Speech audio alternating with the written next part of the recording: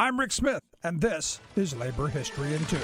On this day in labor history, the year was 1952. That was the day 100,000 oil refinery workers went out on strike. The work stoppage was called by a coalition of 22 unions, including AFL and CIO affiliates and independent unions. They demanded a 25-cent hourly wage increase with shift differentials. Shutdowns began at once, and picket lines were up as soon as procedures were safely completed. The strike threatened to cut production in half. Union leaders called all but the California refinery workers out, who were central to the war effort in Korea. Oil barons had given refinery workers the runaround for 8 months during contract negotiations. The union had even postponed the original strike date in March to give Federal Mediation a chance in effecting a settlement.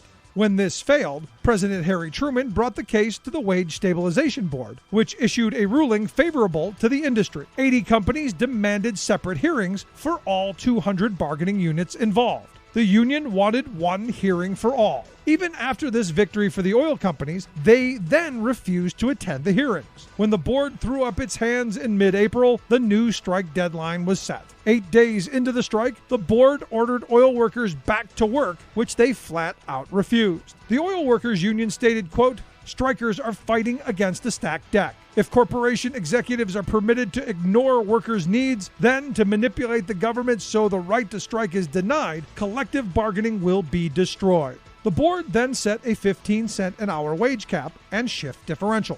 Workers were back on the job by the end of the month, having avoided possible Taft-Hartley actions from President Truman. Labor History in 2 brought to you by the Illinois Labor History Society and The Rick Smith Show. For more information, go to laborhistoryin2.com, like us on Facebook, and follow us on the Twitters at Labor History in 2.